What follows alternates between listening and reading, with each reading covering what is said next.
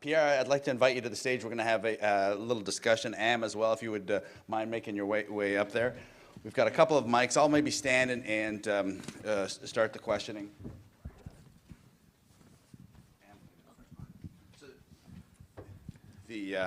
I know it's going to be asked too much for Pierre and Kevin to share the mic, so Anne, maybe if you could pass the extra.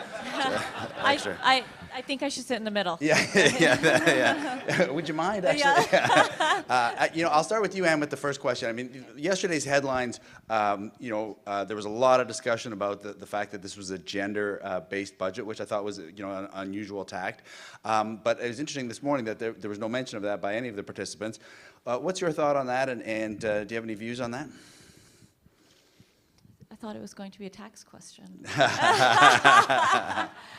And I'll allow anybody else to pitch in on that question, Yeah, and too. I forget, I was reading up on the article that in the last budget, I think gender was referred to 2 or 3 times, and I think it was 300 and some times in this budget alone that gender equality was discussed, and so it's a good conversation to have, but I don't have any.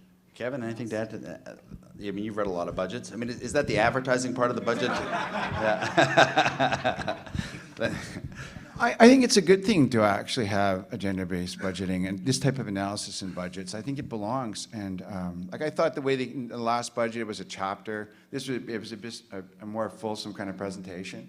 I think if you look at the analysis, you look at the indicators, there are significant gaps between females and males on income, on labor force participation. If we have a budget where we're starting to be conscious about closing some of the gaps, I think that's a positive thing. That will bring growth to the economy. I would prefer to live in that kind of society. In the same way, I don't feel comfortable when I walk around the streets, and I work, just a few blocks from here, and I go by the Mission, and I see people on the streets. I would feel more comfortable if we reduced homelessness, as well. And I think, but reducing those, those inequality gaps, that's a good thing. Well said. Pierre? As do I. I always like to quote Milton Friedman's words, the great U of Chicago economist who said, "We should judge a policy not by its objectives, but by its results." The budget, had a lot of heavy communications on the subject of gender. But if you really dig into it, the one major public policy proposal was to give men another 5 weeks off around childbirth. The number of weeks available for parental leave for a mother before this budget was 35 weeks, and after this budget is 35 weeks. So there's no effective change in the amount of time the system pays a mother to be on leave. The rest of the gender-based policies that they talk about are mostly studies and analyses and bureaucratic activities that are going to happen inside their government. They're going to pass a law requiring that they do an analysis every year. I mean, I'm not against doing an analysis. I think it's great. But we should judge the results. To me, what's most important is how the millions of women across this country believe they're doing, how much they're taking home at the end of a hard day's work. During the previous Conservative government, we did have large growth in, actually for the first time in 40 years, median incomes. They went up by 11%. On the subject of gender-based analysis, men's incomes went up by about 8% and women's incomes went up by 14%. So female incomes were growing almost twice as fast in that 10 years, after tax, after inflation, as male incomes. I think that's a positive result. So I ask only that you judge this government by its results, not by its rhetoric. I'll shift the next question, and Pierre, perhaps you can keep the mic for this one. I think Minister Morneau actually spoke to this breakfast after his first budget, and it was interesting that they were the only party to run on a deficit projection, and they went. I think their projection during the election was a $10 billion deficit, and then he ended up doubling that. I just, phrase the question to all the panelists. How did we get into an environment where prior to 2015, it seemed like heresy to suggest deficit spending, but we're in an environment today where the government doesn't really seem to pay a huge political price for the kind of deficit spending that they have now. So maybe Pierre, then Am, then Kevin.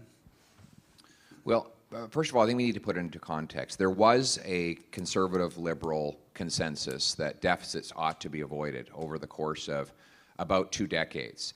And to the previous liberal government's credit, in the 1990s, we had a Chrétien-Martin regime that worked very hard to balance the budget, and with some success.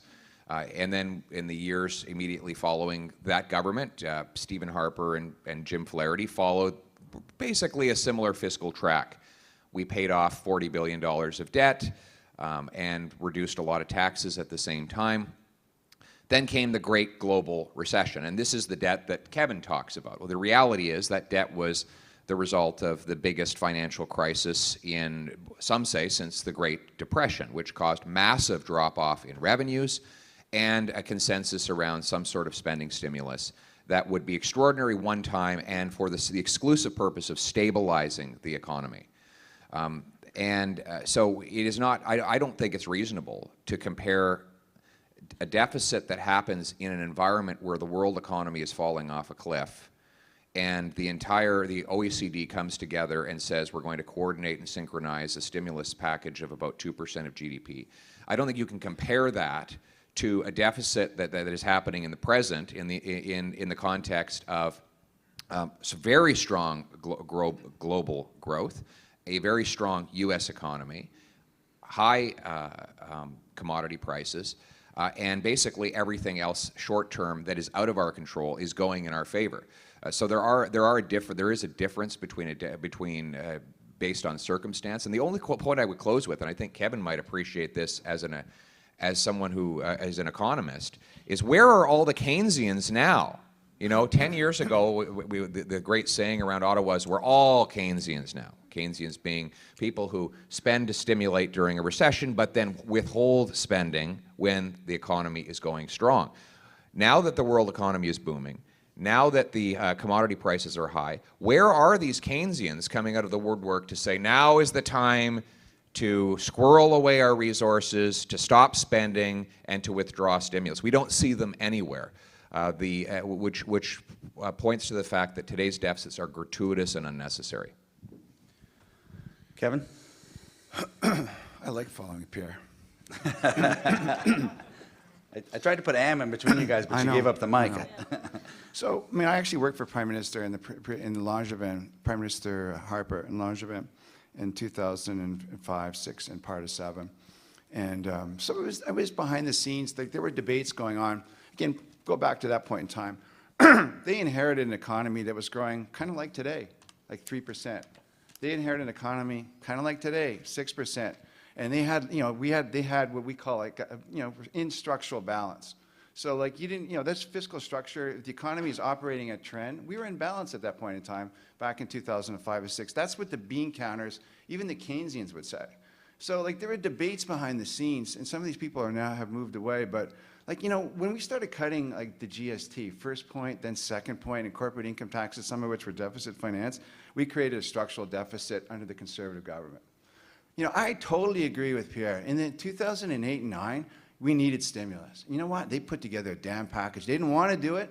They put out an outlook in the fall of 2008 saying we're going to have a balanced budget, no recession. And Minister Flaherty, he switched. He realized the environment was completely tanking. We were losing investment banks. GDP was, every component of GDP was declining in the fall of 2008. We put a big stimulus package in, 2 percentage points of GDP. So, but that deficit going into that recession was still structural. And Minister Flaherty knew it. He would never release my colleagues at finance, and I'm a finance colleague, they wouldn't release that analysis, that it was a structural deficit. And we had a fiscal sustainability gap, meaning you project forward aging demographics. We had a hole in the budget after we cut those taxes. And I think the language, it wasn't Keynesian. It was we have to drain the swamp. There's too much revenues floating around the system.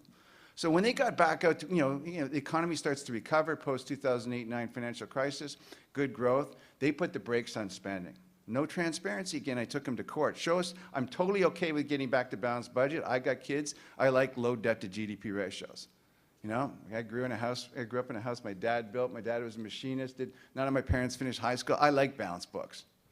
Even though my kids and my wife can't balance a book. That's okay. But there's a structural component. Pierre is right to this deficit.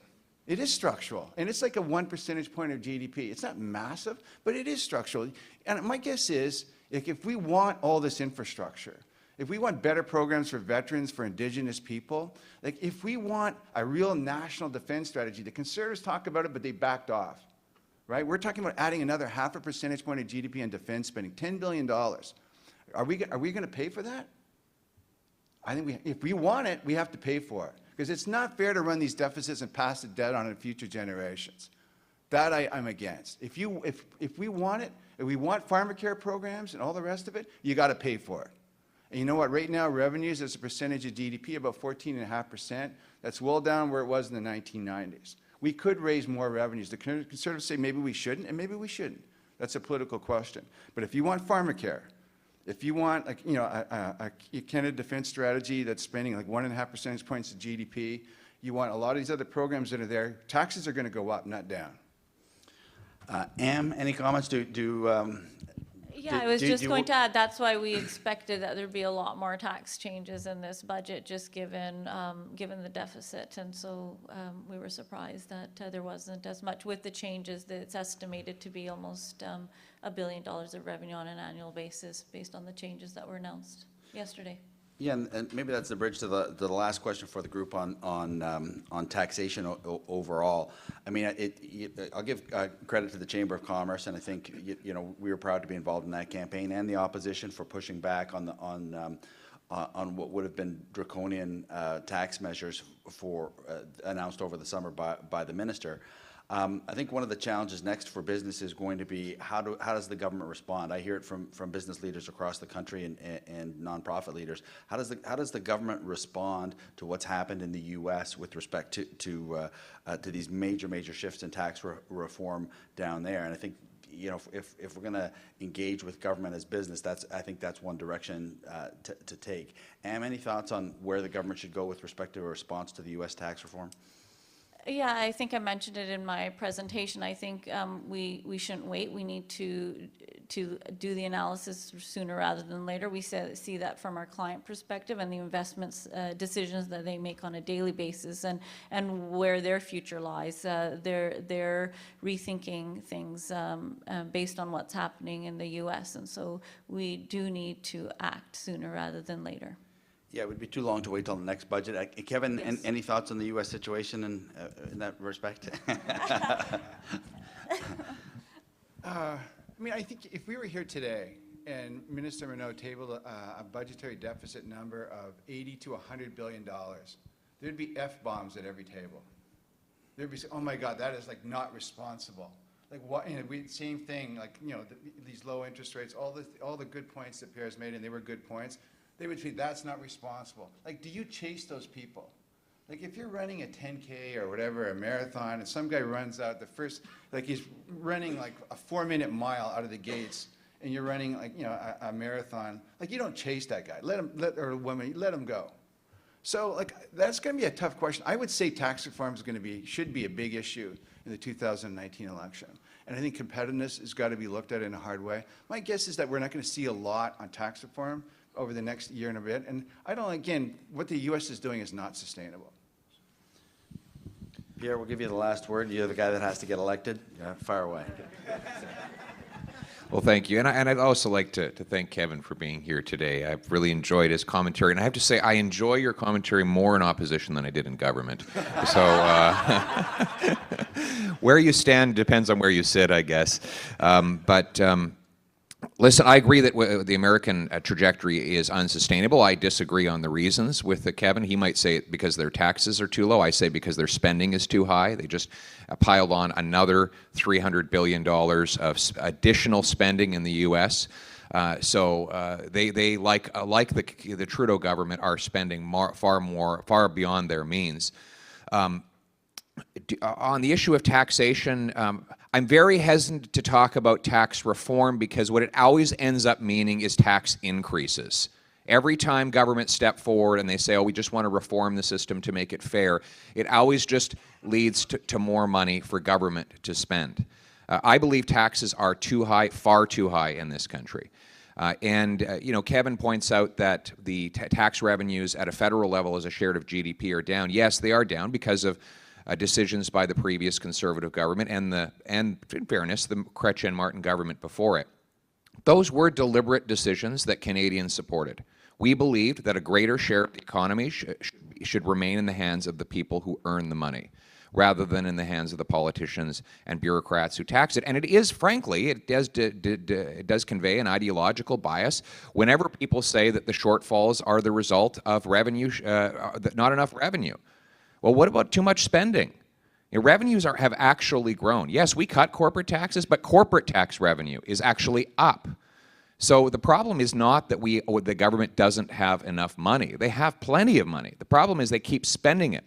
The last 3 years, we've seen spending rise by 20% in an environment where the combined inflation and population growth has been together about 6.5%. So they're growing the cost of government at 3 times the need. That's the problem. Get spending under control and get off the backs of taxpayers. We've seen where high taxes lead. All across Europe, we see countries like France, Italy, Greece, where the tax rates are very high. And you know what they have? Massive black market economies, because people refuse to pay confiscatory rates of taxes, so they go underground, and the result is actually less revenue. Even the Scandinavian countries, those countries where that you know, democratic socialists dream and rave about, even Sweden has cut its tax burden dramatically. So we're competing on a world stage. We cannot compete when we're paying vastly higher taxes than our competitors. So we need to control spending, balance the budget, and lower the burden on the people who pay the bills in this country. Thank you. I'd like to, a big round of applause for our panelists. I think that was a no-holds-barred approach. Thank you, Am. Thank you, Kevin. Thank you, Pierre.